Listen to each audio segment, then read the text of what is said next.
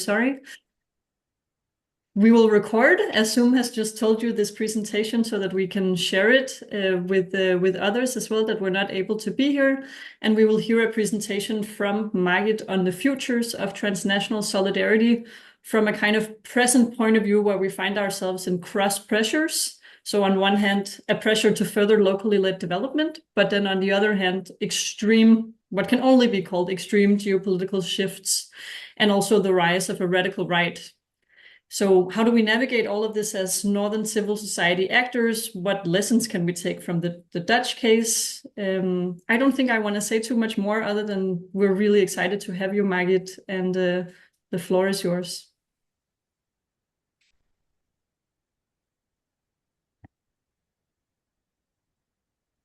Yes, thank you so much, Nina, for this kind introduction. I'm very happy to be here, very happy that I got this opportunity, and also very glad to hear in the previous hour what your organizations have been going through, your perspectives on situations in the different countries. So great. Yeah, just for a brief introduction, I'm associate professor at Wageningen University in the Netherlands. So we have a lot of the similar conditions happening in our context. I work a lot with civil society. My main focus area is civil society advocacy with special interest in questions of representation, voice, power, civic space, and things like that. So one thing that stood out for me in the previous hour was that the focus was very much on the conditions of survival, of aid, of the roles of the different organizations that you work with. And there was also some future looking and some concern for the need to reimagine, but that didn't really become very concrete yet. It also wasn't very much a focus yet. So I hope to contribute to that with some provocative talk about solidarity as such, because what also stood out for me that there was not really a lot of talk about solidarity. And what I hope to propose in the next 30 minutes or so is that solidarity is not just problematized or the problem. I think it can also be part of the solution. And hopefully that can maybe reinvigorate the discussions and the way forward and maybe help you think about certain things. So please, Sila, can we have my presentation, please? Yeah. Sanya, if you don't mind bringing down this presentation, and Margit. Yeah, thank you, Sanya.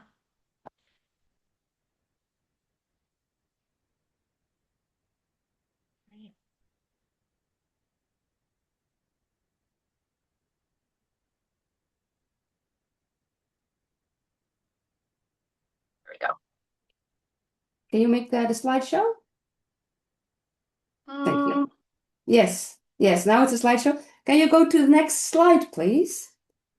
Because on the next slide, I put together what I think are the main areas of challenge that we face that have an impact on solidarity as such. So I identified four. Many of them were already also brought up in the discussion in the previous hour. Well, first of all, there is the momentum of shift the power, locally led development, decolonization, localization, which everybody has faced, of course, which to me has very much centered on a pressure to give up power, right? Power as a zero-sum game, where the idea is that Northern organizations need to give up power for Southern partners, and that is the pressure. What I think is not happening so much is actually finding an exciting, mobilizing narrative for Northern NGOs as such to really rebuild new roles that are in line with more equal partnerships or a more supportive role towards Southern organizations, or a really banking on one's own added value beyond being a kind of fundamental channel for funding, right? And I think that's one of the key issues, because without that, solidarity is very hard to really get to shape, because it becomes more very easily more of a hierarchical relation, a relation that centers on funds, where northern NGOs are typically seen as donors rather than actual partners or supporters. So standing together is not really thereby happening.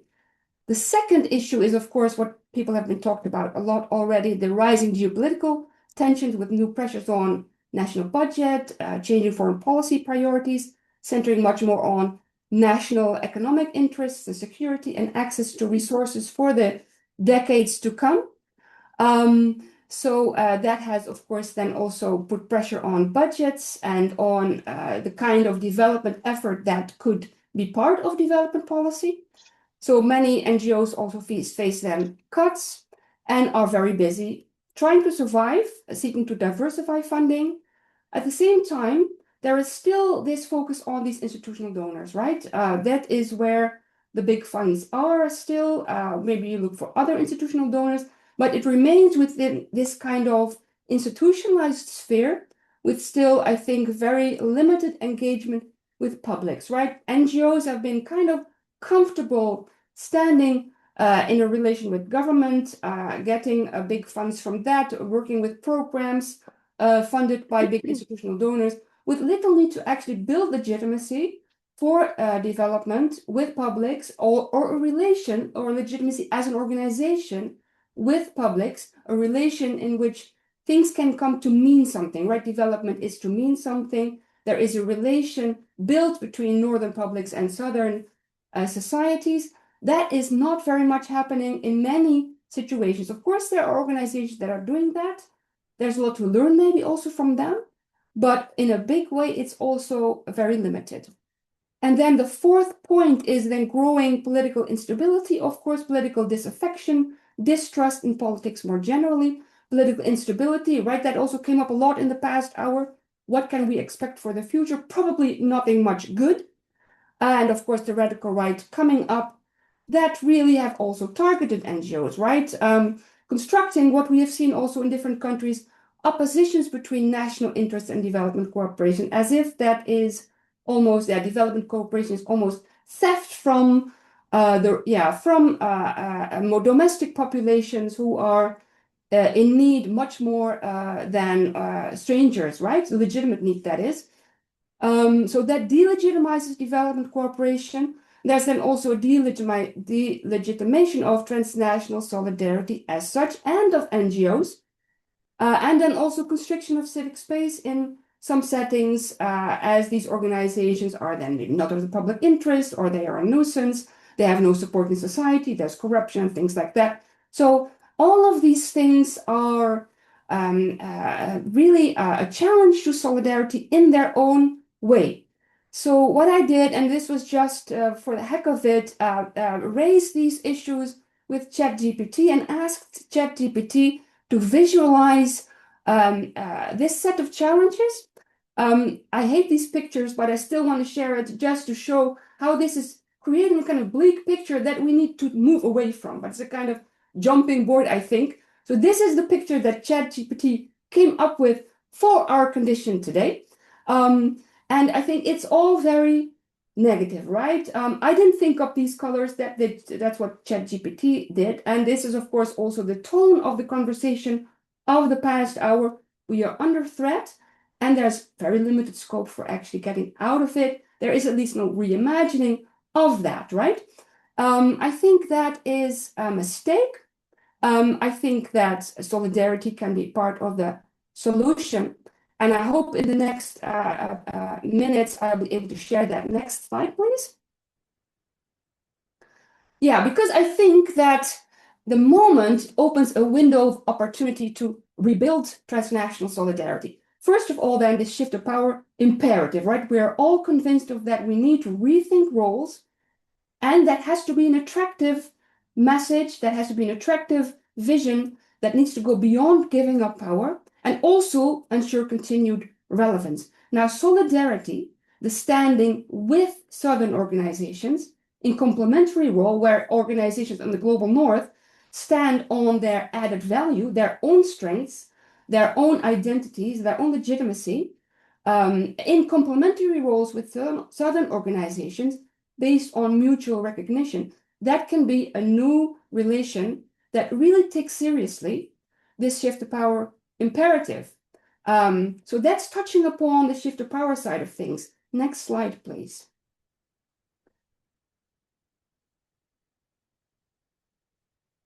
Yeah, this same solidarity can be the starting point for rebuilding or engaging with this national interest focus, right? We have a lot of focus now on strategic self-interest from the global north.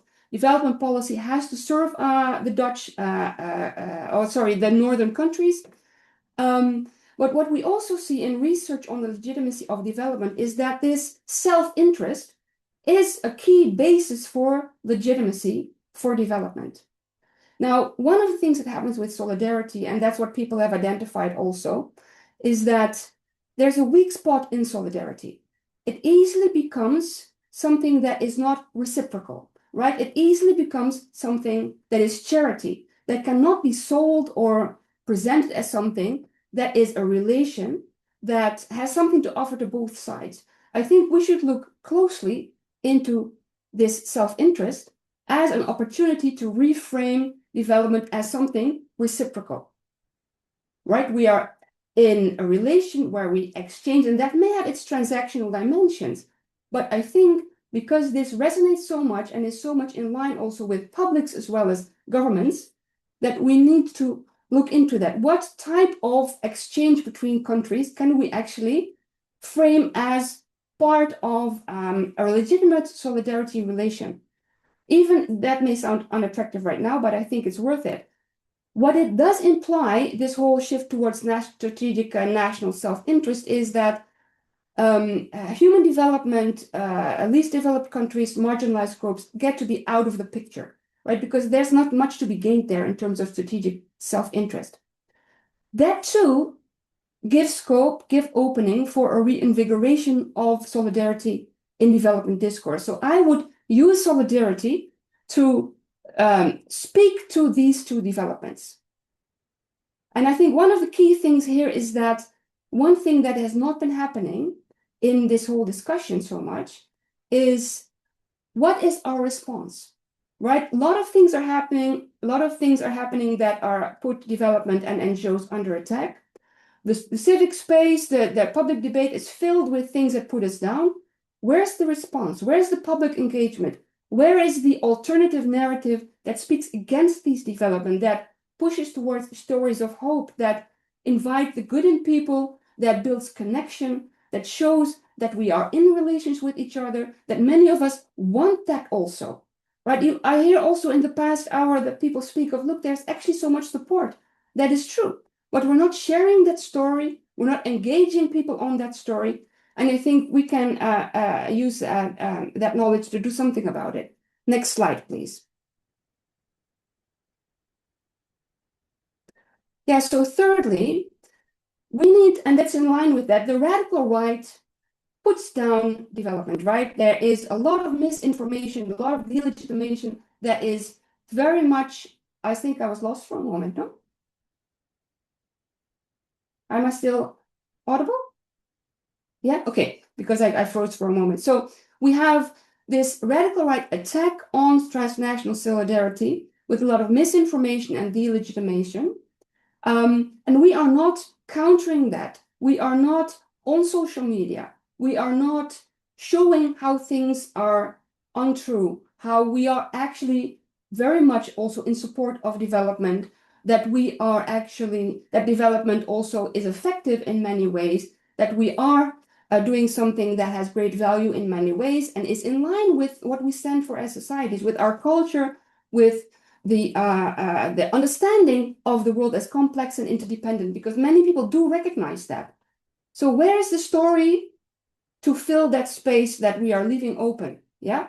So I think what we require is ongoing communicative strategizing and action and engaging new and different publics, like youth, for example, that as one person was speaking of just now in our breakout room, have very little sense of what development actually is, what organizations do. So there's a lot to be gained But for these things, we have to get out of this survival mode and this focus on what's happening to funding, to really go into where you stand as an organization, where is your strength, how can we engage our societies on this? Next slide, please. So what I think is we have scope for, reclaiming and reinvigorating solidarity that can help to address these multiple current challenges in one go. And one thing that I think is key here is that solidarity is not a given. We may be losing it, we feel it's under threat, but we are not recognizing that solidarity is produced and mobilized. It's not just a sentiment, it's not just a value, it's something we create. Solidarity is a relation we have with others. That relation cannot remain in the abstract in the current situation. We need to work towards concrete, real understanding of us as related to each other. And that could be then, like I said, on solidarity basis concerning all these developments. So solidarity can help us engage with the different challenges at once, right? But that does mean, I think, that we need to approach transnational solidarity not just as a foundation from which to work, but as something we need to create. And that, I think, also requires that we deeply understand what it means and embrace this meaning.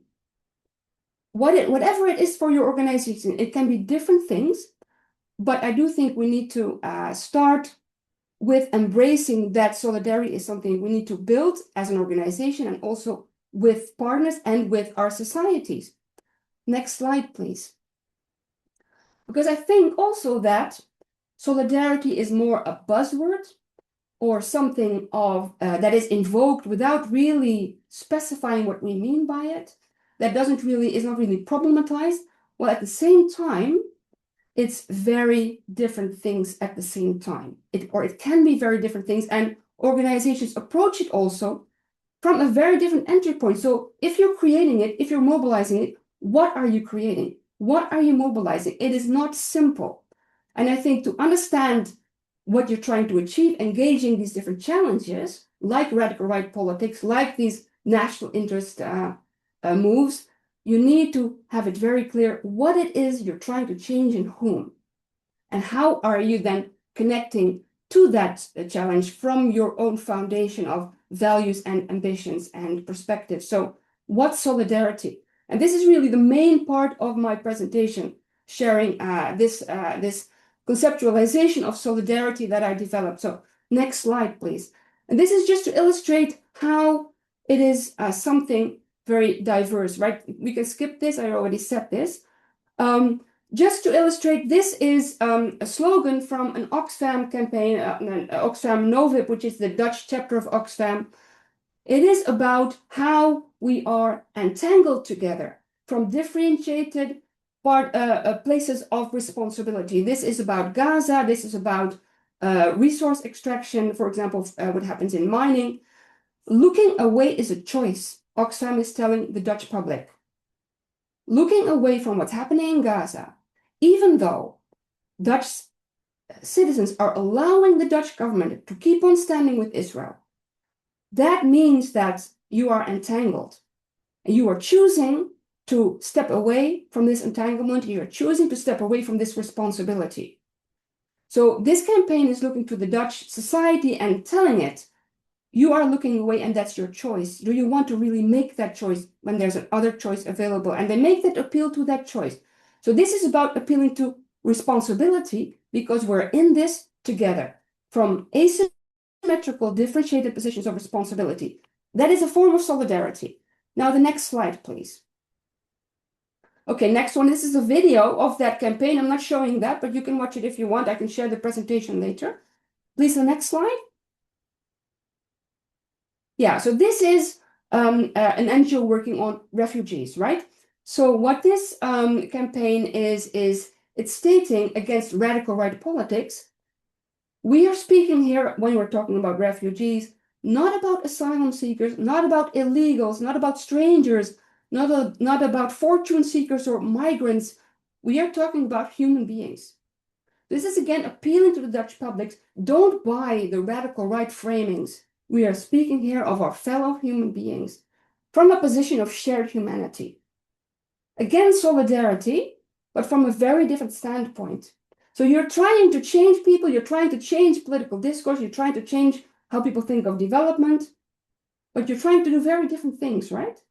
But this is just to bring home the messages. When we speak of solidarity, we speak of very different things, and we need to understand it to be able to change what is happening in our societies. Okay, so finally, I made a conceptualization of solidarity, thinking about these things. So please, the next slide. Yeah, so this is the definition of transnational solidarity that I came up with. So it's not a sentiment, it's not a value, it is a way of relating.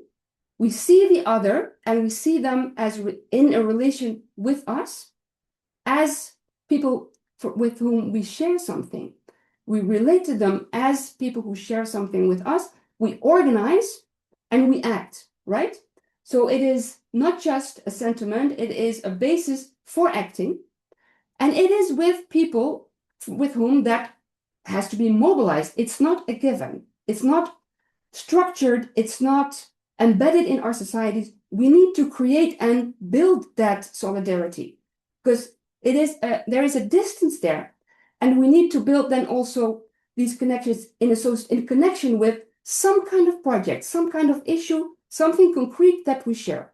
There is some kind of adversity that we want to engage with and we want to address based on different foundations. And what I identified was 5 different shared forms of sharedness, 5 different things that we share. And that's then the point 3. And I developed a table to kind of clarify that. The next slide, please. And that's the final slide before oh no, that's one more. Okay, fine. So 5 foundations of transnational solidarity. So this is like infographic. So shared identity, we are together because we have a shared sense of being. We share what it means to be in the world in a certain way, as a woman, as an indigenous person, as maybe an LGBT person, or another identity that we share that brings us together, and we have something of a shared experience of oppression there. Shared humanity is based on values that we see as universal. We have each other as human beings to care for. We have a shared responsibility towards each other as humans. We cannot have hunger happening. Hunger is an affront to our humanity. It is not charity. It is an affront to who we are as humans. Right? That's also a sense of equality and reciprocity that we have here. It is contingent on the conditions of poverty, etc. But there's a sharedness of humanity that makes us co-responsible there. A shared experience or condition. So there is an injustice, like racism, happening, or there is a shared threat, like climate change, or we have a shared condition that we are facing that may also, again, have very different experiences associated with it. So the experience need not be the same. Like, for example, the power of big tech. Suppose you're an Uber driver, you share a condition, right, of current gig economy that is very much tech-based, but the experience of that in Denmark and Uganda are very different, right, given the welfare state, etc., that Denmark would have. So that's experience and condition, but they're so closely connected that I put them in one box. Shared interest or cause, say climate change, we have a shared issue there, but while we have a shared interest, we have a different position in relation to that issue, but we definitely share that this is something that we have to confront together. Or it is a cause that we care about. For example, you care about supply chain worker protections as somebody who is interested in labor relations and feel for that, and you can work together with others based on that, even though you may not have an interest in that yourself. Finally, shared entanglement. Structural conditions are causing injustice, for example, like colonial history or capitalist exploitation. we are in this together and also have a differentiated responsibility sometimes in that relation, right? If I am from the Netherlands, for example, I have a certain responsibility towards a post-colonial context in the global south, or my country has that. It is a shared entanglement, and we are in solidarity relations with southern populations, but there is a differentiation there. But we are together in that structural relation. Yeah, so this is something that I hope will help organizations think about how solidarity is a reality for what I'm doing, for what I am, and what I want to do in the world, and what I want to change with others, what I want to mobilize. So next slide, please. And I think that's the final one. Yeah, so I think this whole story and the definition and the table can help organizations to think about these things and try to come out of survival mode and be toward more future looking. So I just put together a few questions that organizations can ask themselves. So in what is what we do actually based in solidarity? Are we actually in a shared relation with others? What is it that we share that we can emphasize and build on to develop our approach to solidarity further? And are we assuming it? Are we using it to legitimize our work? Or are we actually mobilizing it? Are we creating solidarity? Because it is not a given, right? We are finding that also it's fragile, there are legitimacy issues. Are we mobilizing it? And if we are mobilizing it, how are we then strategically engaging these challenges that everybody has been talking about, like the shift to power imperative, geopolitical developments, including all of the shifts there, and the radical right politics? Because you need to be strategic in that and focused in what exactly is it that you're trying to change with whom. And then finally, these fundamental questions that can then come up, like what can we do to strengthen how we are grounded in actual solidarity, this sharedness? How are we building relations based on solidarity, right? With our partners, with our government, with the societies in which we work, and the mobilization of solidarity. Yeah, and what I think is a big challenge there, two challenges actually. Can we construct sharedness that is credible? Do we have a sharedness that can convince us and convince others that this is the basis for collaboration? And can we then translate that into communications that are actually politically astute, targeted towards these challenges, and communicate effectively for mobilization, which is, I think, really also an imperative to take communication extremely seriously. And I'm saying this from a communications specialization, yeah? But I feel that is where a lot is happening in terms of communication, in how the challenges actually take shape in our societies, and where also, I think, a big part of the answer may lie if we manage to pull ourselves out of survival mode. Thank you. Thank you so much, Margit, for this presentation. I think it was really enlightening and also very inspiring to hear from you. Thanks you also for the examples and for being so concrete as well.